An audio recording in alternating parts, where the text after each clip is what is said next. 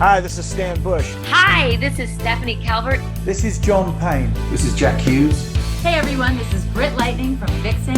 Hi, I'm Carrie Stevens. Hello, I'm Kofi Baker.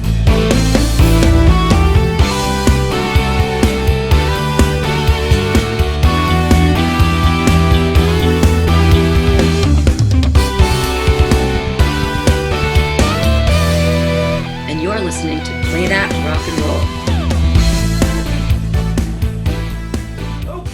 We are here today with Jesse Jackson, host of Set Lusting Bruce and also the co-host of Perfectly Good Podcast. Both shows I've been a guest on, which has always been a treat.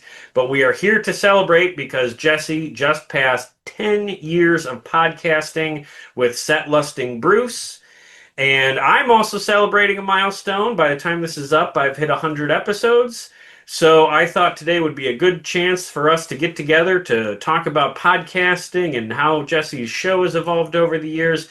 And then we're going to round this up by diving into some Bruce Springsteen topics because our man has been busy this year.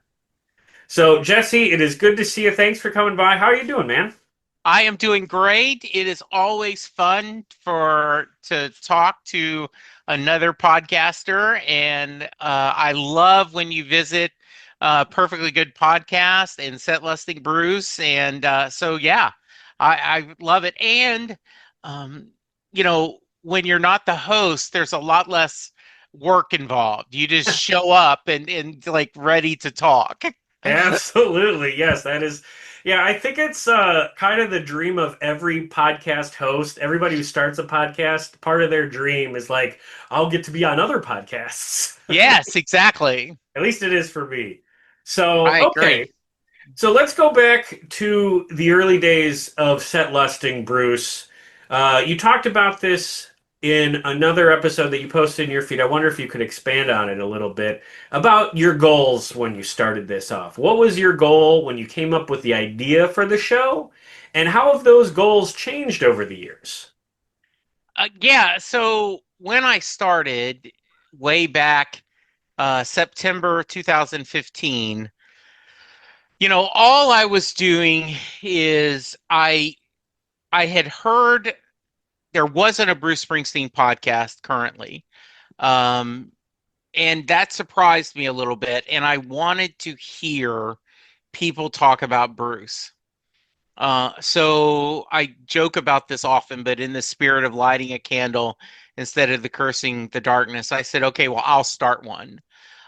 With no concept beyond just I'll talk to a few people and I'll hopefully get some good stories. I had no definite timeline in mind. I did not have a goal in mind. So the idea was just to get a few stories, to share people, to get to talk, and because I thought it would be interesting to hear what other people think of Bruce and what other people's fandom was like. And it was nothing bigger than that. No concept of doing it for 10 years or, Right. Over 1,400 episodes. Just, hey, we'll talk a little Bruce. When you think back to those earlier years doing the show, was there a moment where it clicked for you where you felt, okay, I think I've got a concept here. I like what I'm doing. I want to keep doing this. I know it was pretty cool when, like, early I had the Philly Elvis on, which is the famous guy that was in was an Elvis impersonator, and he got on stage and sang with Bruce. So I thought that was pretty good. My 100th episode was Vinny Lopez, the original drummer for the E Street Band. When I had Jamie from New Zealand telling the story about her son, she was hit by a car while she was pregnant, and her son Adam didn't speak, for the longest time. And when he started hearing Bruce Springsteen music, he responded for the first time. And using Bruce's music he was able to speak, learn to write. In fact, sight words were Bruce Springsteen lyrics that were closed captions. Oh, wow. And then there was a during the book signing time, there was a book that I think her name was June. I'm gonna have to. I'm drawing a blank. But I had a writer on whose his daughter was born premature, and he and his wife took care of her, and they would read Harry Potter to her and would play Bruce Springsteen songs. And when they asked at the book signing, there was a whole article the mom wrote about that if she could tell Bruce her story, she would talk about how he helped her daughter get better. And when they asked the girl, and I'm going to look this up while we're talking, they asked her, were you disappointed you didn't get to talk to Bruce? And she said, no, he knows me. He wrote me all these songs. So when I got those, I'm like, okay, there are stories here that deserve to be told. And that was like episode 80. Juniper was her name. Okay. And it was her dad, Tom French, told the story. And then one of the things that the book is Juniper, the girl who was born too soon. So this was in 2017. So, I had been doing this a couple of years, but I think that was one of the first stories that struck me that, wow, there are a lot of great stories out here that need to be told. Yeah, absolutely. Stories that pack a real emotional punch. I imagine you've had a lot of those moments over the years. I mean, episode 80, 2 years in. So have you always been cranking these out like weekly? Yes, I've always been someone who wanted, and I think because years ago, someone said consistency, right? You need to be able to, your audience needs to be a count on that an episode. And someone long time ago, Tuesday was the best day to release it. I have no idea why. Speaking of podcasting, going back to when you started in 2015 and where you're at now, what are the aspects of podcasting itself that you've noticed a change in? What is different about podcasting in 2015 versus today? There's more desire for, a video portion of it. Oh, yeah. That for the longest time, I just recorded via Skype. And so I just had the audio. And then one of the good things that came out of the pandemic, which not many things did, but everyone knew Zoom. Yeah. So I started using Zoom to record. And even then, I was nervous about putting out the video, because I was like, well, I didn't specifically ask my guest, is it okay if I use their video, right? Yeah. So I just slowly kind of worked my way where, well, if they don't ask, I'm not going to worry about it. Yeah. And then if someone will say, everyone, like most people don't care. Right. And the people that do will say, hey, is this going to be audio or video? Right. Yep. And I'll say, mostly audio, but I usually I will put my video group up on my my Patreon, which a whole 20 people will see. Though thank you for those wonderful 20 people on Patreon. What about when you started the show, did people have a pretty good idea when you would invite them on to be a guest what a podcast was? Did anybody ever respond like, is that, with questions about what it was? Yes, I still get those. Oh. I've never been on a podcast. is it live? Right. That I get asked that. They're too nervous. I get that a lot. People say, "Oh, no, no, no, I'm too nervous. I'm too shy. I can't do this at all." And so I have to tell them, "No, no, no. This truly is easy to do. Yeah. And you'll be surprised how easy this is to do." You already mentioned a couple of early episodes that you were obviously proud of.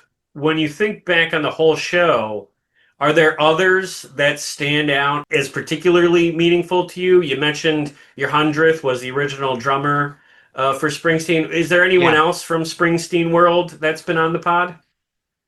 Not as many as I'd like. I was able to have Mike Appel, which was Okay, Bruce's first manager on, there you go. and that was a pretty big get. Um, and that was so much we actually cut it into 2 episodes. The first episode, we talked a lot about his work with the Partridge Family, Oh, and nice. then Okay. yeah, and then we did his story with Bruce. Absolutely just wonderful man. I've had, Warren Zane, who Okay. wrote The Deliver Me from Nowhere. Peter Ames Carlin has been on twice, who wrote the Bruce biography, and he just wrote uh, Jungle Land, The Making of Born to Run. Yeah. So those have been pretty big. And then one of a personal just love of mine. I shared this before, but in 1977, after I graduated high school, I fell in love with Brian Wilson and the Beach Boys. And David Leaf wrote a book, Beach Boys and the California Myth. And I just devoured that book. It was just, I loved everything about it. And so I've been able to have him on twice. And Oh. that's been a big deal. Yeah. So, for someone I had just adored, I had him on a few years ago. And then after Brian Wilson passed, a couple of months later, he joined me. And see, that's one I'm feeling guilty about. He and I had a great discussion, and I'm looking right here at my spreadsheet. So, Oh, it's not up um, yet. yeah, exactly. It's Oh, not no, up that's yet. well, You hey, we know, got a tease for a future episode right there. yeah. Okay, well, those are some excellent guests. I imagine pretty much anyone in Springsteen's band, and of course the boss himself, are on your dream guest list. But who are some others that Bruce fans might not expect that you would love to interview someday?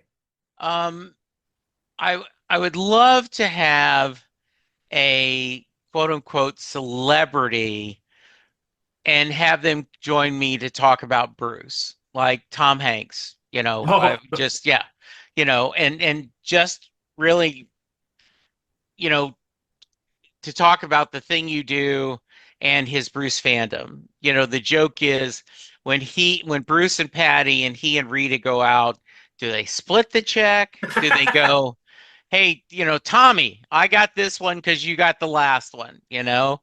Um, there are different writers I would love to have on, people that have written some different books. Um, I would just some of my own musical hero, podcasting heroes.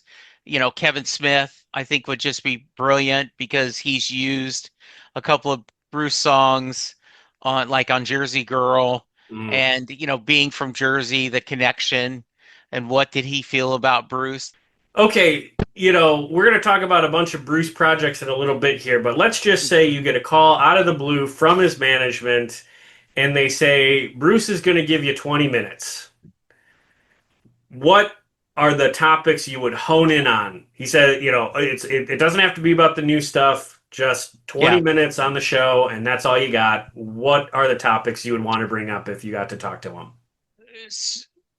So a long time ago, Norm Hitzges, who is a local sports talk show, said that if you ask Nolan Ryan about his no-hitters, you will get a good story, but it will be kind of routine.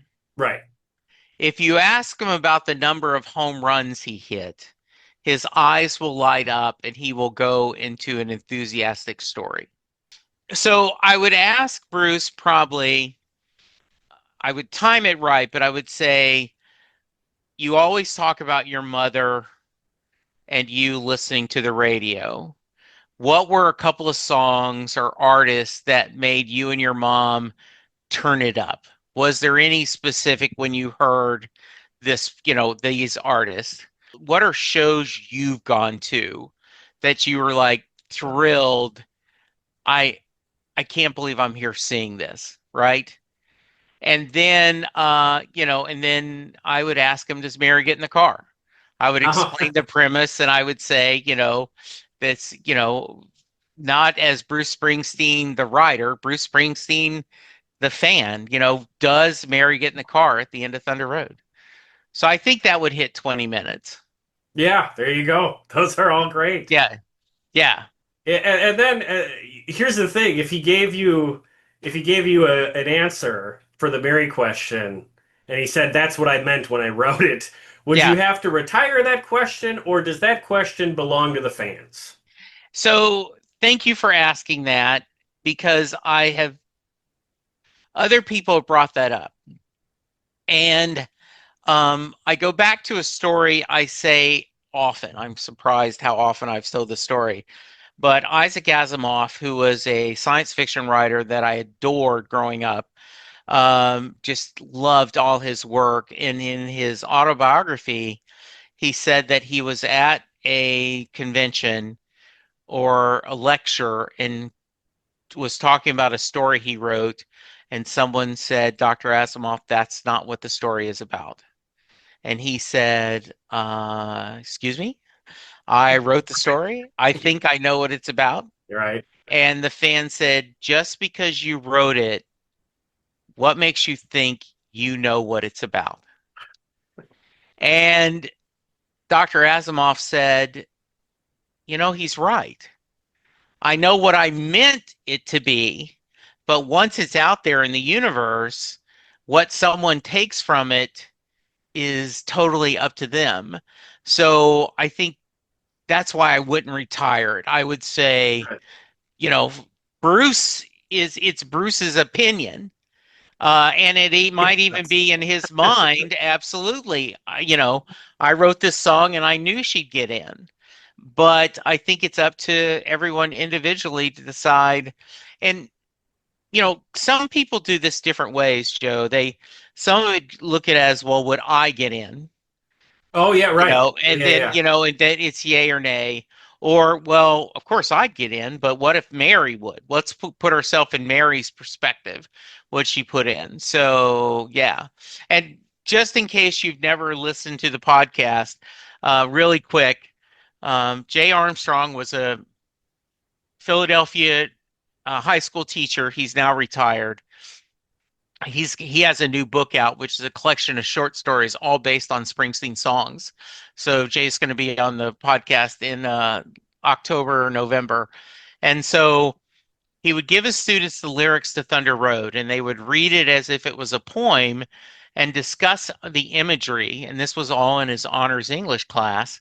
And then he would ask the class, "Does Mary get in the car?" and give the reasons why. And when he first told me that, I went, what? Yeah. Of course she gets in the car. It's not even a question. And so I don't, like I said, I want to go back and see. It looks like it was October 2016. So about a year into it is when Jay and I talked about the Mary question.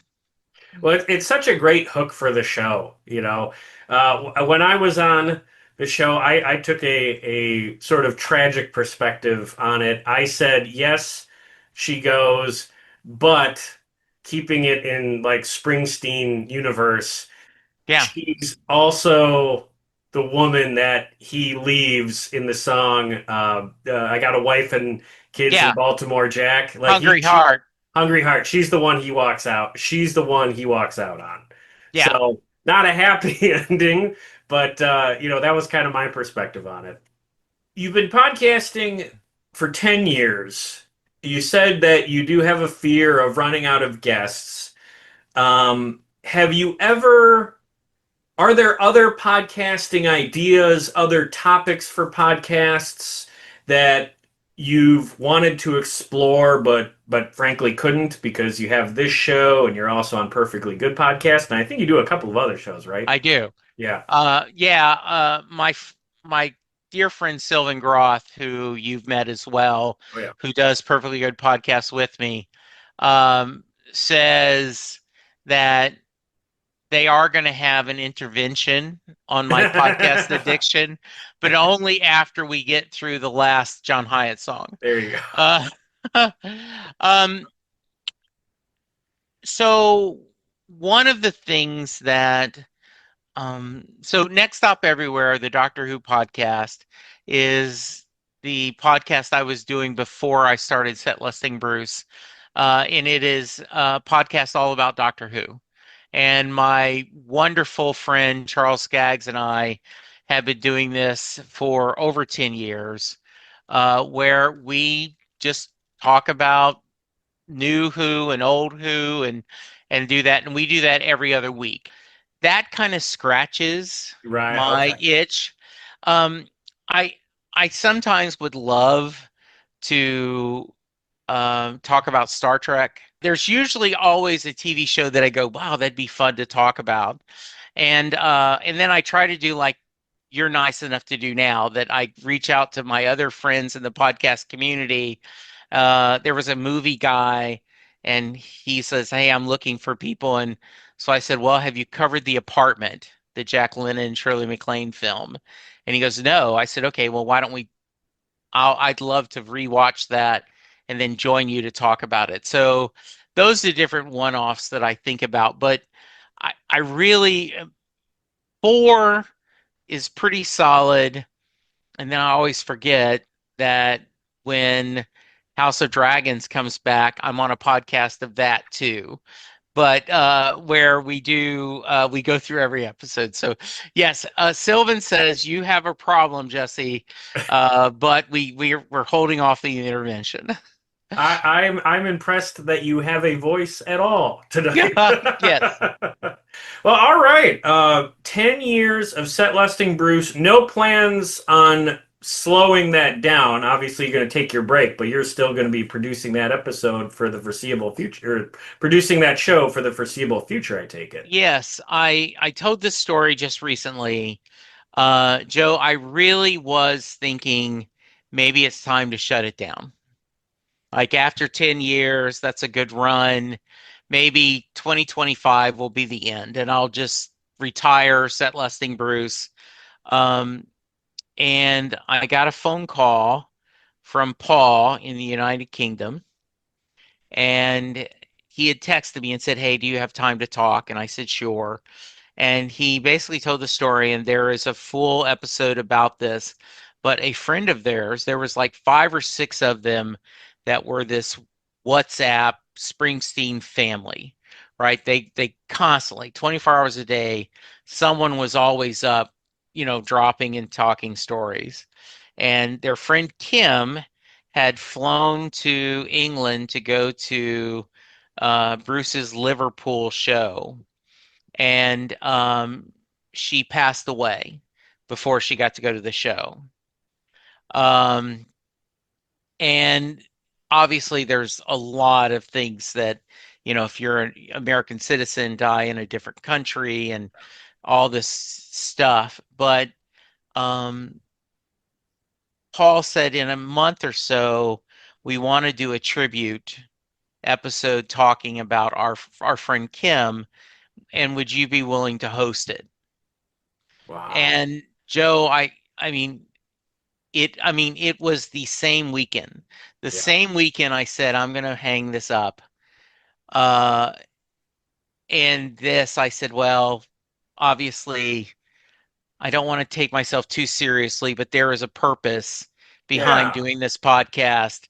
There is a community out there. There is and as my wife and son always say, "Hey, you're a big deal." And I go, "I'm a very big deal in a very small niche." Not that Bruce Springsteen's is a small niche, but Right. yes, among Springsteen fandom, there are at least most people are aware of me. From here, I think we should shift over to our man Bruce, as there's a Yes. whole bunch of stuff going on with him this year that I wanted to hear your perspective on. Bruce has rolled out a number of big releases this year. You mentioned the 5-disc Nebraska expanded release that is landing this month.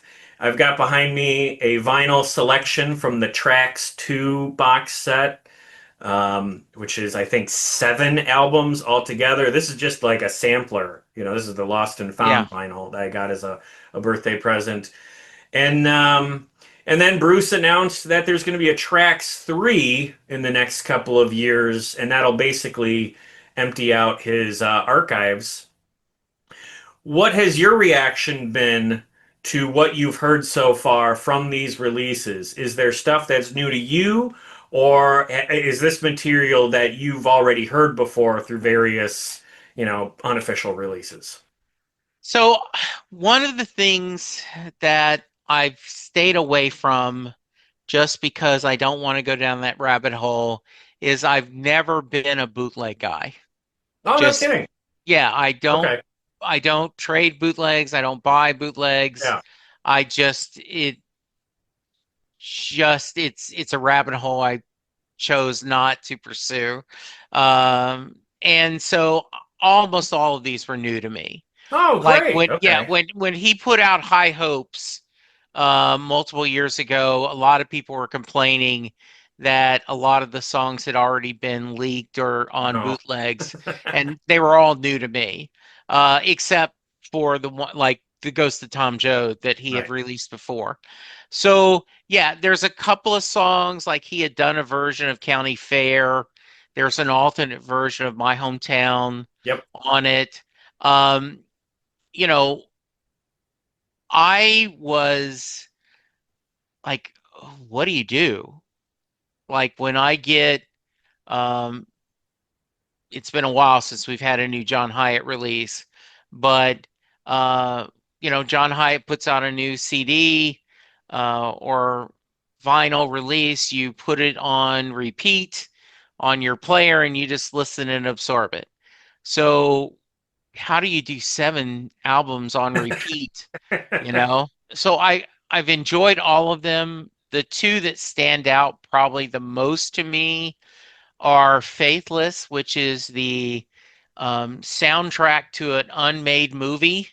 In fact, the the rumor is that Saint Agnes Stand, and I'm showing a paperback Yeah. for those of you watching on YouTube, by Tom Edson, uh, was Martin Scorsese was going to make a film based on this story. And so he gave the script to Bruce, supposedly a director, we don't know who, gave Bruce the script, and Bruce wrote a soundtrack just based on the script. Then the movie didn't get made, so he's releasing it. I really loved it. It is it it is as close to a religious record he's done. Okay. And Yeah. it's really beautiful because it's the whole story of a man finding his faith. And then Twilight Hours is the crooner album. Basically, he's doing his version of songs like Sinatra or someone would do. It's closer to Western Stars than anything else he's done. You know, But yeah, that's kind of a page from Dylan's book. yes, Bob Dylan did a series of Sinatra, Yeah. albums. I have not got to everything on tracks 2. I've listened to this collection a little bit. I was Yeah. happy to hear Shut Out the Light because that's a song I got introduced to last year when I was doing my look back on Born in the USA because that song is kind of a precursor to it. Yeah. But I've been impressed so far with what I've heard. Yeah. I've enjoyed it too. Now, it came in a beautiful box set Yes, if you bought the whole thing. Complaints about the price of because it course. was very expensive. So, of course, people complained about that. Um, and so, whether you bought the CD or the vinyl, it actually shipped in a box that had all kinds of printing and stuff on it. Um, and somebody was bitching on Facebook, what a waste. Who's going to keep that box? And my son walked in and said, wow, that's a cool box. Are you going to frame it? So, yes. Uh, One man's trash, yes, right? exactly. Yes. So Oh, anyway, yes. So yes, I've loved the box set and it was a lot of money. And what I told my family is, okay, my birthday is June 3rd, Father's Day is in June. yep. This counts for all of that. There you go. We can't get out of here without talking about the movie Deliver Me Yes. from Nowhere. Yes. Is going to hit theaters in just a couple of weeks. I am very Yes. excited to see this. I saw the Bob Dylan biopic, A Complete Unknown, earlier this year, and I typically don't really like biopics, but that one absolutely knocked me out. I thought it was fantastic. So I'm actually really looking forward to this Springsteen one. So my question is twofold. Did you see the Dylan biopic, and what are your thoughts on the upcoming Deliver Me from Nowhere? I did see it and I really liked it. Yeah. Um, I I find it interesting that um, one of my favorite films is The Man Who Shot Liberty Valance, Oh, okay. a great John Ford film. And spoilers, the show says um, when the legend becomes the story, you print the legend. Right. And so um, another podcast that I adore, History of Rock and Roll in 500 Songs. Um, Andrew Hickey talks about that there is actually debate on whether he was booed at that concert or not, right? Oh, And okay. there are people that swear, Right. yes, he was, and other people say, no, he wasn't. There's all kinds of different stories. The legend is he was. Right. So that was the only thing I kind of watched, like, okay, they're telling the legend. Yeah. I absolutely adored it. I thought it it really captured well Love and Mercy, the story that a few years ago on Brian Wilson, I thought was similar. It was really the making of Pet Sounds, so it's a smaller level. Yeah. So when Warren Zane's book Deliver Me from Nowhere came out, I read the book and adored it. Yeah. And for those of you who are not aware, and I think by now almost everyone who's seen the preview, but the book explores why did The River came out, and that was Bruce's truly first commercial success. Born to Run and Darkness certainly sold albums, but he didn't get on, a like on the charts. Right. And so with Hungry Heart, he got on the radio, he got sales, they went to a different level. And then skip Nebraska, you go to Born in the USA, and he becomes, he's out in the solar system. He Yeah. has become, I mean, Pop star. you can make the argument that Prince, Madonna, Michael Jackson, Bruce Springsteen, the 4 top hits in the Yep. 80s. And I'm sure there's other you think, but overall, that was the Mount Rushmore of 80 rock. Yep. So why did he have to do Nebraska first? Why did he have to do this quiet album of just him, his guitar, and harmonica? And so the book explores that. and discuss this journey, and it almost reads like a mystery. So I adored the book, and so when I saw this, I said, okay, this is cool because one, it's really good source material, and two, look, I Walk the Line, the Johnny Cash, that's fun. The Elton John kind of pop, fantasy that's not truly, a music biopic is great. The Queen was fun, Oh yeah. right? But they have a little bit of those things, and by just focus on, like, the movie I want to see is Johnny Cash, um, the filming of Live at Folsom Prison. Oh, okay, Right, yeah. like an hour and a half Yeah. film of coming up with that idea, all the things, and then the successful complete. I think that would be good. So yes, I was excited about the film, and I love the Bob Dylan one, and I hope this one is as good, if not better. Well said. And if they make that Johnny Cash idea that you have into a movie, they should get the guy who played Johnny Cash in A Complete Unknown because that was one of the best parts of that movie.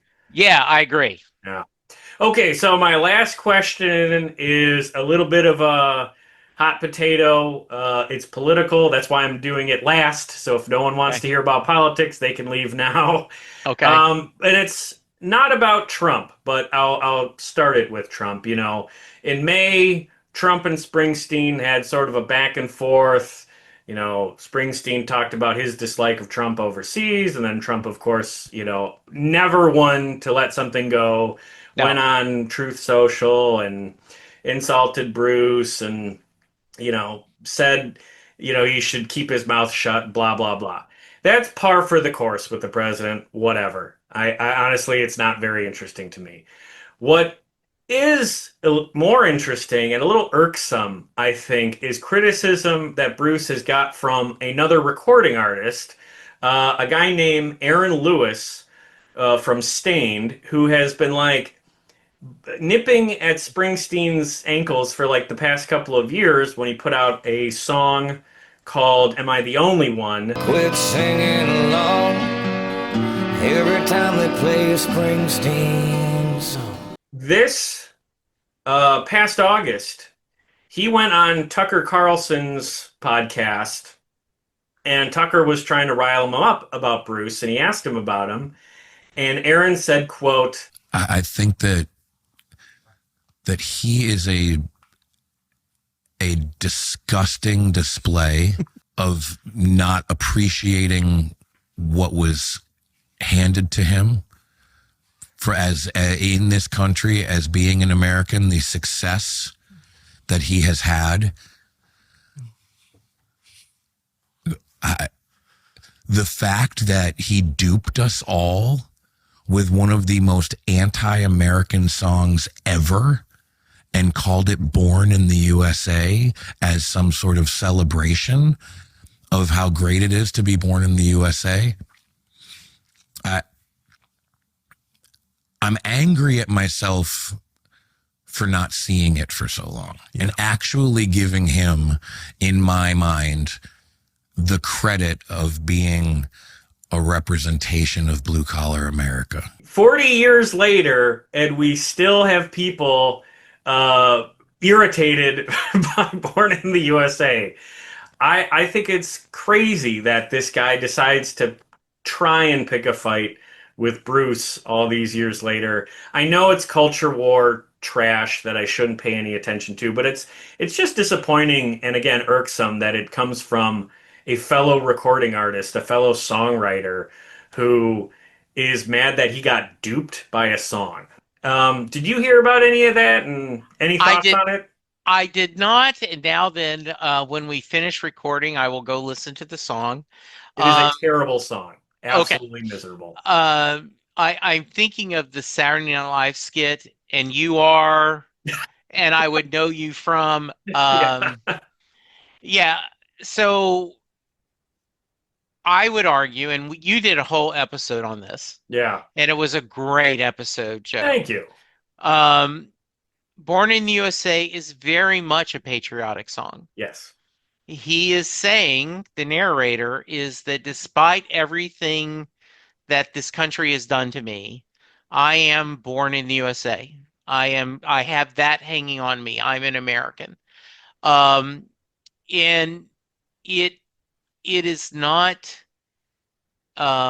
Bruce's fault that people muse it. And he recently, in an interview talking about Nebraska, he wrote the blues version of Born in the USA, and he was gonna put that on Nebraska, and he Yeah. decided to save it for the rock and roll anthem. And he said if I had to do it over, I would do both versions. I would put Oh, interesting. I would blue the blues version on Nebraska, and then the rock anthem that we all know on Born in the USA, to kind of tie the two, Right. that they are thorough. Um, Bruce has this long thing, and I will not do it justice, but um, there are tons of people who pick up a guitar. There are tons of people, even fewer, who learn to strum a few chords.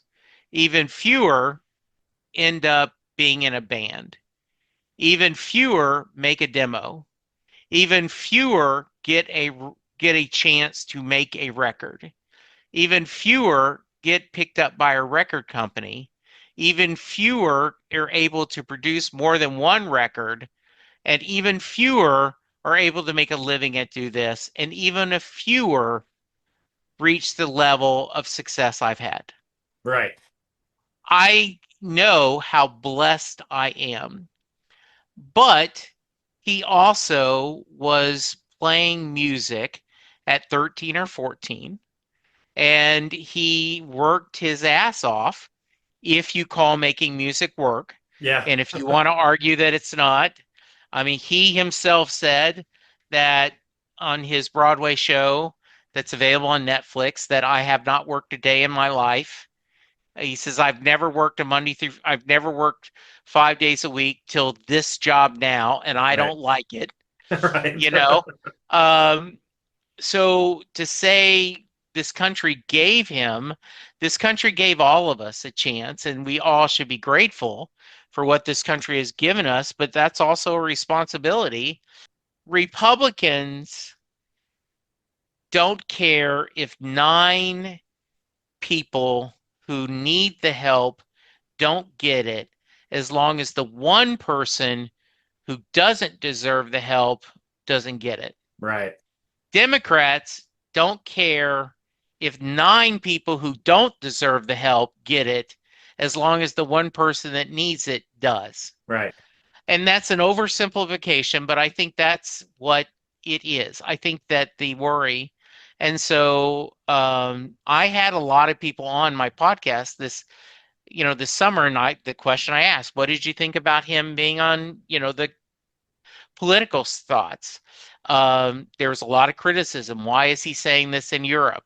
Well, that's where the tour was. Right. Why isn't he waiting to come to the US? He doesn't have any dates scheduled in Europe. Or, in the United States. He honestly, and he is talking about this administration. I had a few people, Joe, that were very upset, who are Trump supporters, and they felt like Bruce had betrayed them because he was, criticizing their guy. Yeah. But I said, he's not criticizing you, he's criticizing the administration's policies. Sure. So, yeah. So, no, I will have to go listen to this guy, and I do find it hilarious that it's 40 years later? Yeah, just read the lyrics. And if you see the interview, you Yeah. know that he doesn't actually feel that way about the song. He just had someone tell him that it wasn't like an airhead patriotic anthem. I guarantee you, if you push the lyrics in front of him and said, "Show me where it's anti-American," that he'd be able to respond at all. You've lived such a cush,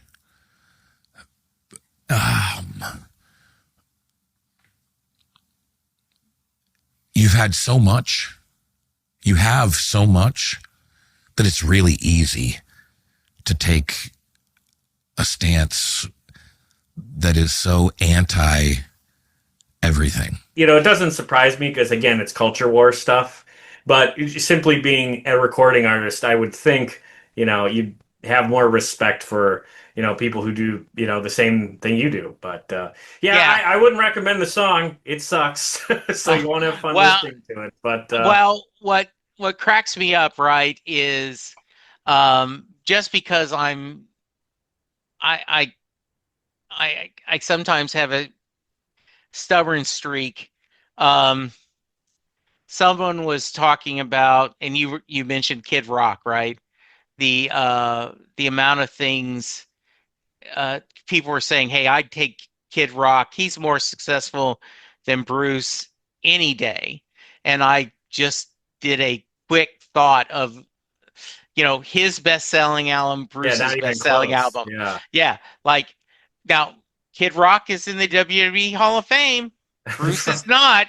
That's But when you true. look at the amount, Bruce has won 28 Grammys, Yeah. a couple of Golden Globes, and an Oscar.